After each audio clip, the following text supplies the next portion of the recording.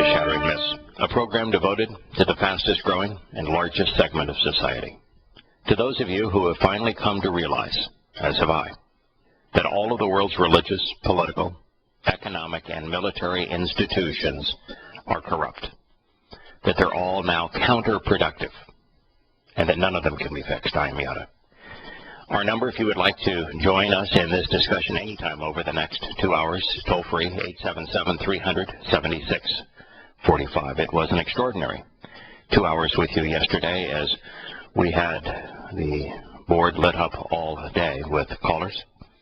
And one of those is someone I want to address again this morning because I want to assure that everyone gets the full benefit of what Roy had to tell us. Roy got up in the middle of the night, I think he said it was 12:30 in the morning in Australia, to call into this show. And he presented a concept that should do two things. It should, for anyone who is open to evidence and reason, prove absolutely and conclusively, undeniably, that there is a God, that he is the author of the Torah, prophets, and Psalms, that his name is Yahowah, and that he can be trusted. And at the same time explains his nature, and our current relationship. And what's amazing is that he did all of this with evidence and reason and with science. Now, what Roy did is that he capitalized on what Schroeder began in the Science of God. Now, we mentioned yesterday that the Science of God is a very effective book for presenting the fact that the 6 days of creation and approximately 15 billion years are equivalent. That the formulas for special relativity, which is a very precise formula, been proven time and again, demonstrate that at the amount of energy present at the creation event, something Yahowah calls the Big Bang in the Torah, that time there would have flowed at a rate such that 6 24-hour Earth days are absolutely equivalent to 14.7 billion years. And now, in Yahowah, I used 5 different methods of assessing the age of the universe. And I used 5 different methods of assessing the stretching of the cosmic microwave radiation background that comes from the Big Bang. And by using those, my math came out to 6 days. Now, what Roy presented here yesterday is even more profound. What he did is got right to the heart of the matter. The at issue is, what is quark confinement? Now, I know that there are folks listening to this program that are probably not even as comfortable with a scientific discussion as they are with our grammar discussions as we get into the nuances of meaning that actually illuminate Yahowah's Torah testimony, his direction to us. But this is not complicated. You see, what Einstein demonstrated is that energy and matter are exactly the same thing. They're just not the same amount of the same thing, and that matter is a hugely diminished form of energy. And for energy to become matter, for the energy, which is how the creation event occurred from Yahowah's perspective and from the scientific analysis that we have been able to do, it began with light energy. But you see, with lights, time does not move. It does not flow. On a photon of light, the relativity demonstrates that time simply exists, does not flow. So you can't measure an age of the universe at the point that there was just energy. that energy has to dissipate and thus cool to the point that quarks, which are part of the building blocks of atoms and molecules, can be confined. And there are 3 estimates of that temperature. And when the lowest of those is used, and you multiply it by the 2 point used as a factor, currently the 2.73 Kelvin background radiation temperature, if you will, of the universe is measured from our various probes. The universe appears to be 13.7 billion years old.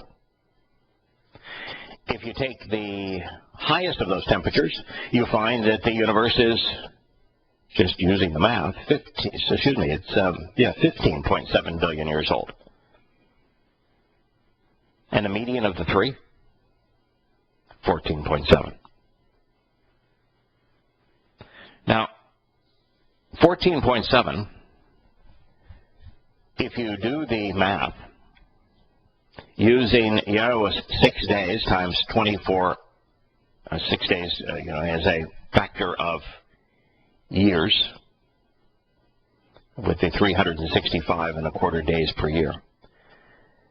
When you do the math under that basis, you get exactly what God told us, that he created the universe in 6 days. Einstein provided us with the formula, all of which science has affirmed. Science has provided us with the temperatures, not only of quark confinement, but also of the current temperature of the universe. It's indisputable, folks. At the point of creation, the universe was created in exactly 6 24-hour days, with us still existing in that 6th day. Now, if you think that a 80-year-old shepherd, Moshe, known to many as Moses, came up with that on his own, and that he somehow had a scientific mind that could combine all of the collective intellect that man has assimilated over these last 3,500 years, and that he beat Einstein to the theory of general and special relativity, and that he understood the relative nature of time, and that there were dimensions beyond that which he could sense himself. Now, if you think he was that guy, then that's not an option. If you just wish to blow it all off because, well, that comes from what you think is a Jewish religious book, that's another option. But now you know. In the opening phrases, the opening statement of creation, where Yahowah calls it the Big Bang and systematically lays out the order of events, which are absolutely and 100% consistent with the evidence which is observable today. You have a choice. You can use your intellect and evidence and reason and come to recognize that the probability of that occurring by chance is 0. And therefore it was inspired by a being who was an actual witness to creation. And then you need to deal with what follows, which is the presentation of life in the Garden of Eden of great joy, which is indicative of an eternity with God, and then the covenant, which is to how to engage in his family, to be part of his family. You need to take it seriously. He proved his existence. Now, the second part of what Roy demonstrated, I want to also attempt to summarize. Now, he is more eloquent at this than I am. But he gave us the example of what he called flatland. And that's a two-dimensional construct. And there's Mr. and Mrs. Flatland, and they are are moving around as lines in their two-dimensional space. Consider it like a piece of paper that's animated with drawings on it.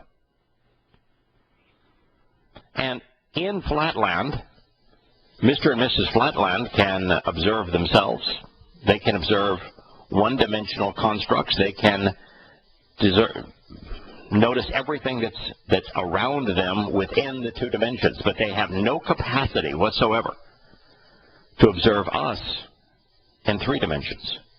And yet we can look at the piece of paper and the two-dimensional construct, and we certainly can observe them. We are in a three-dimensional construct. Yahowah is in at least four, more likely seven, which means that he can observe us, and yet we can't see him. Now, it goes further than that. And this is one of the things that has always escaped my understanding until yesterday. And that is, consider the amount of energy required to create a universe with 100 billion galaxies, averaging 100 billion stars and solar systems. And then consider that that represents about 5% of the known universe. It makes God so large, so overwhelmingly energetic, that the familial portrait he has drawn of himself, of being the father of the covenant, becomes very difficult to visualize with him being that enormous. But Roy answered that question yesterday using science. Again, Flatland versus the three-dimensional construct we are in. There is an infinite difference in the amount of energy that is available in a three-dimensional construct than in a two. All the two gets is that which passes through it. Just as there is an infinite amount of energy available in a four-dimensional construct that isn't available in the three. God can still be Father. He can still be approachable. He can be an individual, but in a dimension beyond ours, which is how he has all of that enormous energy and can make this universe and still be individual. By now you may go back to Shattering Myths. The next aspect of what Roy revealed to us that is worth reinforcing is that a three-dimensional object cannot enter a two-dimensional realm. If we were to try to go from three-dimensional to two-dimension, the only way to do that would be to reduce ourselves almost infinitely. And so only a tiny aspect of what we are can enter a three-dimensional realm. And I say this because in Pauline Christianity, the individual misnamed Jesus Christ is called the fullness of the Godhead existing bodily. Now, that's physically impossible. It's an outright lie. It's not even consistent with Yosha's own testimony nor Yahowah's testimony. But what this systematic evaluation of science proves is that the very basis of Christianity, where their Jesus Christ becomes the totality of God, is an impossibility. It's not a miracle, it's an impossibility. Only a diminished manifestation of a three-dimensional object can enter two-dimensional space. The same thing would be true with a four-dimensional object. A four-dimensional individual can only have a tiny aspect of himself. A friend of mine listening to this program yesterday wrote that it's very akin to the illustration I've used so many times, which is Walt Disney and Mickey Mouse. Walt Disney is in a three-dimensional construct. He created Mickey Mouse in a two-dimensional construct. And so, while Walt Disney has an infinite amount of energy and capability beyond that of Mickey Mouse, the object that he created, and can visualize everything and witness everything Mickey Mouse is doing, all that Walt can do is influence it by his actions. He can't enter the world of Mickey Mouse. And so you get a very different impression of the nature of who God is and where he is, and that Christian mythology that God is omnipresent, that they're constantly talking about God is with them and in them and always there and answering all their little requests. It's impossibility. And so Roy provided us with a very valuable insight yesterday. And it's important that we summarize them so that we can incorporate them into our perspective. It is exactly as I had expected. I'm sure for many of you it is the same. And the thing that I liked about Roy is that while the insights were profound, he simplified them in a way that we could all understand them. We have Robert calling in from California who wants to talk about the hands up, don't shoot mythology that was promoted in Ferguson. Hello, Robert. Hi, Yada. Yeah, my question. Undoubtedly, you've heard about the hands up, don't shoot lie being promoted by the Abominators regime. Well, it's not just them. It was really it was initially the Al Sharptons and the like that ran to Ferguson just as they ran to Trayvon Martin, and in both cases they picked really rotten young men to rally around, and they ended up looking like fools because the story they wanted the world to believe was inaccurate. So when the truth came out, they had to leave. But it's an interesting thing that when you establish a myth, aspects of that myth linger on, even though its foundation is proven to be false. In the case of hands up, don't shoot, that is the case. His hands were not up. He did not say don't shoot. And we know that for a fact, and yet the myth still prevails. Down to, is this an example of them promoting deadly and deceptive lies in the name or in the Shem of Yahowah, though, or not? Yeah, I don't think so.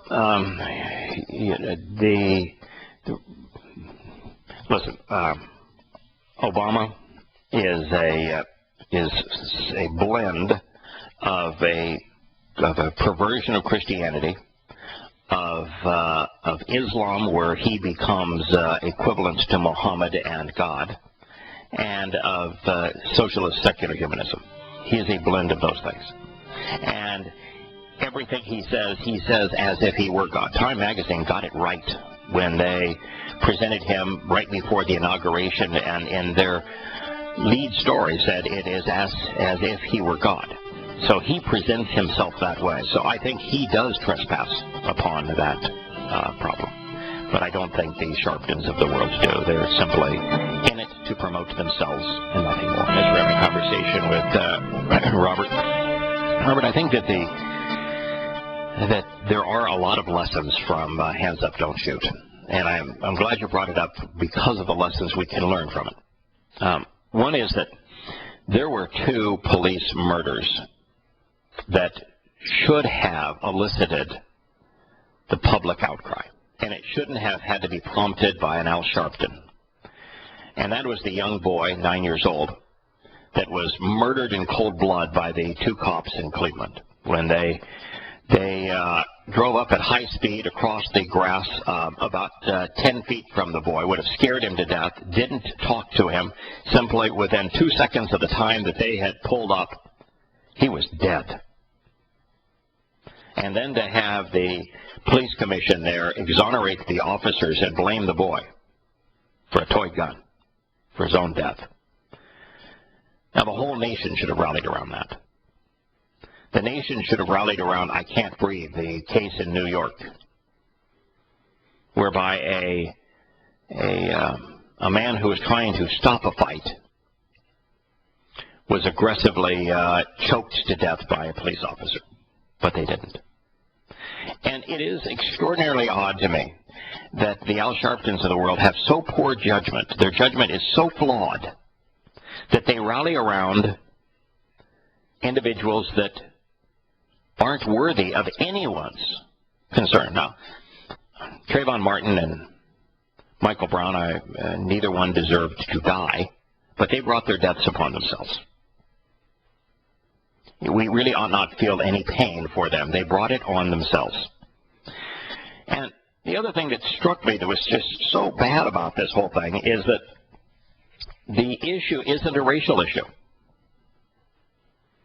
It's the nationalization and the brutality of police that is the issue.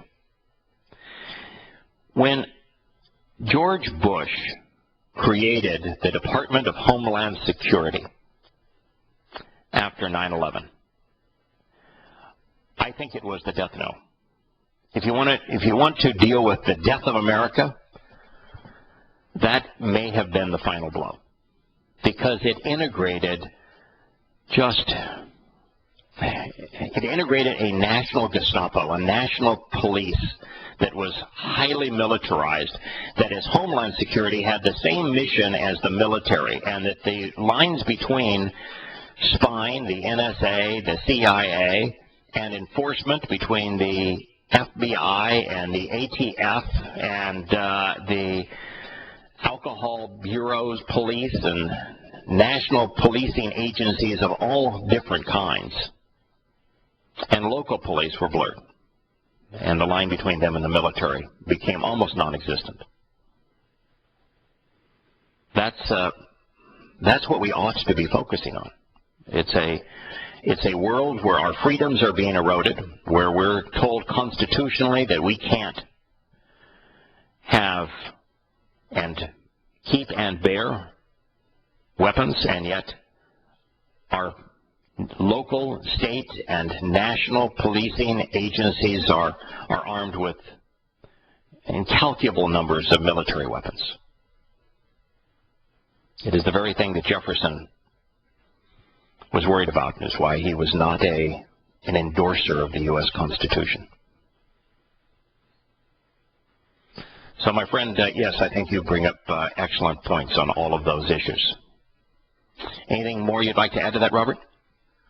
Okay. I guess if I gather from what you said before the break, it sounds like for the purposes of Yahowah's third statement carved in stone, someone explicitly claims or pretends to be or speak for God, they're treading on that territory. Yes, that's correct. Yeah. For those who are listening that are not as well informed as Robert is here, there are no 10 commandments. There are 10 statements. Only one of them is written in the imperative, and the one that's written in the imperative, which is the only mood that can, in some cases, convey a command, is what most would call the fifth, which is the one that requires volition, which is honoring one's mother and father, having nothing to do with your earthly mother and father. This is your heavenly father and spiritual mother. So there are 10 statements. They're carved on 2 tablets. The first 3 are on the first tablet. The first 3 are overriding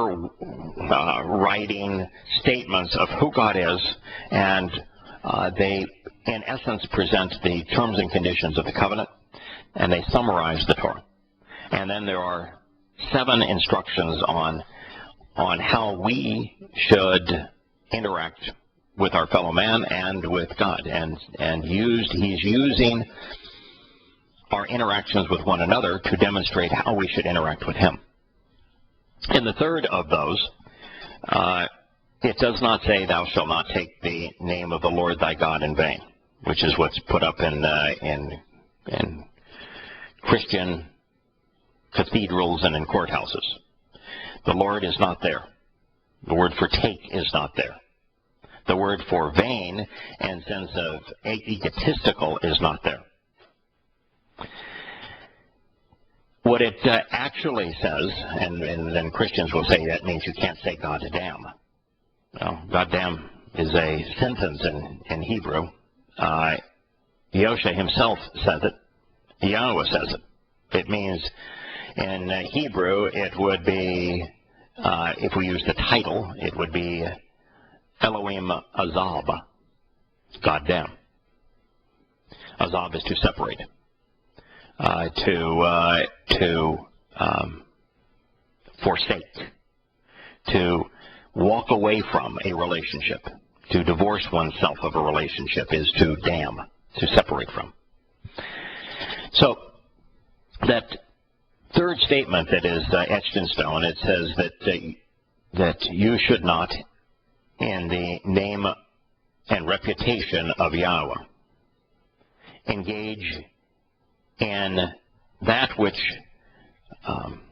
promotes, accepts, tolerates lifelessness and deception.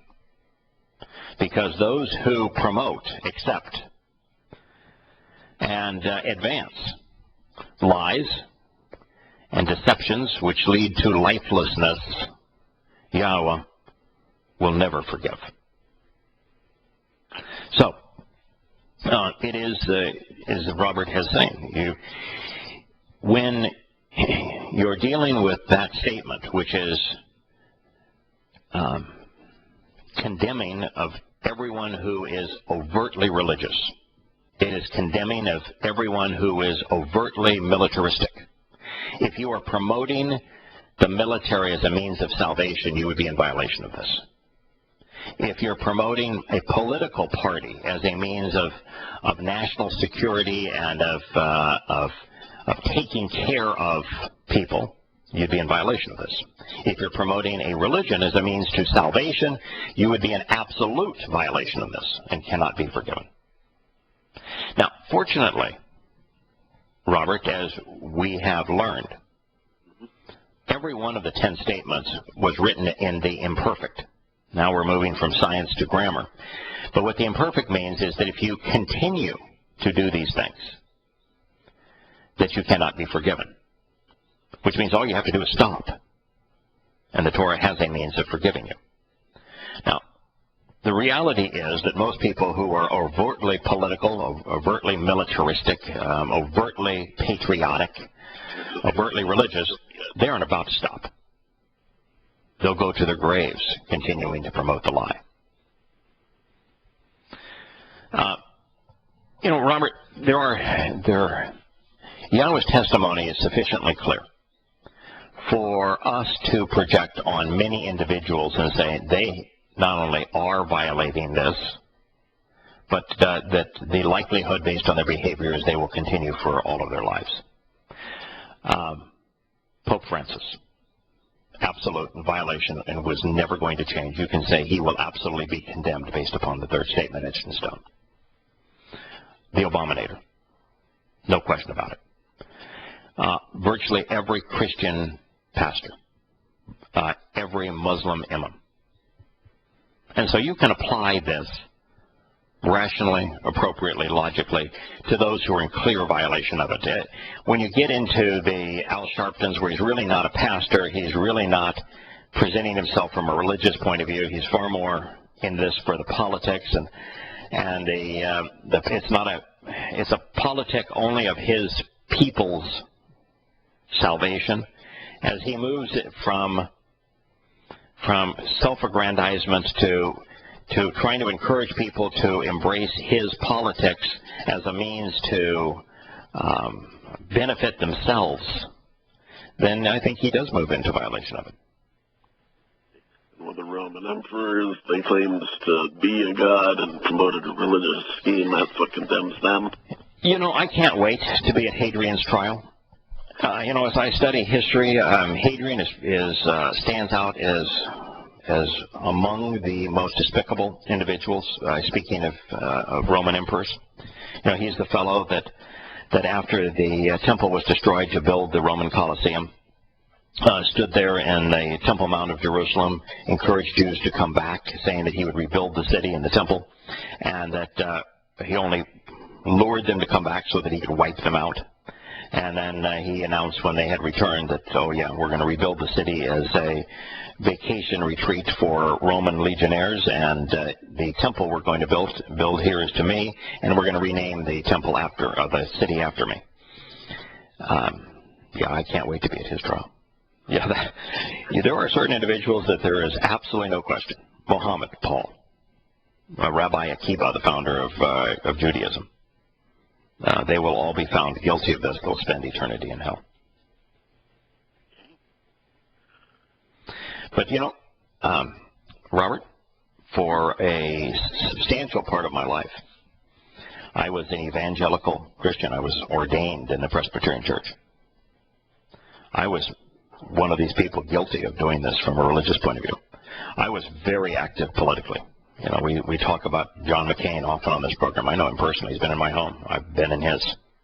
He's been in my planes. We've spent a lot of time together. And we can go on down. We've talked about Henry Kissinger. I know him personally. We've had dinner together. George W. Bush, been in his home. I was very active politically, and I was part of the problem. I was a flag-waving patriot. But fortunately, the statement that you're referencing, the third that Yah etched on the first of those two tablets, was written in the imperfect. And all we have to do is stop promoting those lies and deceptions, and then we're no longer guilty of that instruction. Yahowah told us to do in the second and third statement that he etched in stone was to avoid promoting illusions that people cling to as if they were true. And throughout human history, illusions have always been popular. There is no time in human history where religions weren't extraordinarily popular. They are today. They're all illusions. Delusions, if you prefer. But the very thing that Robert called in with hands up, don't shoot, that is an illusion. It's not what happened with Michael Brown. And it's being presented as racial profiling and an example of racism in America. And even the Obamator came out and condemned Ferguson for being a racist policing community. Without evidence, mind you. And it has nothing to do with racism. When we filter stories the wrong way, when our perspective is wrong, and when we miss the big issue, in the case of Ferguson, the big issue was the over-application of militaristic police forces and having Officer Wilson's first instinct to reach for his gun and to be a gunslinger as opposed to think it through and say, there's a better way to deal with this. And that instinct, this gun first, shoot first, which is what caused the death of the young boy in Cleveland. And the over-arming, the over-militarization of our policing force, that's the big issue. But the basic issue was completely missed. And the big issue is being justified as they are here to protect us. In other words, they're taking the role of Yahowah. Yahowah says, walk away from those things. They're not there to protect you. You should not trust human institutions. Walk away from them. Disassociate from them. And yet they're being presented, as is our military, as a source of protection when they're not. They're a source of depriving us of our freedoms, of our rights. And so the big picture is missed by the illusions. It's the nature of Christianity. It's an illusion put right on top of the truth. And so the illusion, the delusion that Paul crafted has credibility, and it fools people because it was a lie piled right on top of the truth, giving the lie credibility. And so what you find is that in our society, and it's been true now for recorded history, most people will go along. They'll simply accept the lie. And most people do it, Robert, because to step outside of that, to bow your back, to go against the crowd is difficult, and most people don't want to do it. It's lonely. It's scary. And that's where we find ourselves. Now, can you imagine being in an environment, though, that's as bad as Afghanistan, at least the Afghanistan that America created after its invasion, where you have a just stunning. I mean, think of the situation of this woman. She was rightly accusing an imam of selling superstitions and of selling superstitious trinkets to ward off all sorts of spiritual ailments. And she was accusing him, and because he was embarrassed by that and couldn't refute her, he accused her falsely of burning a Quran, and all of those people around just instinctively, because they're not thinking, they're just responding in the Islamic mindset, which is a slash and burn, enraged mindset. They took this woman who was doing the right thing, and they beat her with bats. They burned her body, burned her alive, and then dragged her through the streets, all chanting, Allahu Akbar, Allah is older, bigger, and greater. Imagine living in a culture like that, where when society responds, the group response is that perverted. It's a lot worse than what we have here, at least at this point, when you have a community of African Americans and extreme liberals in Ferguson that riot and burn shops down and shout slogans, deceived. Similar mindset, but it's at least a smaller segment of society in the West that is doing it than is doing it in the world of Islam. Robert, thank you for the call. We'll be back after the news and commercial break.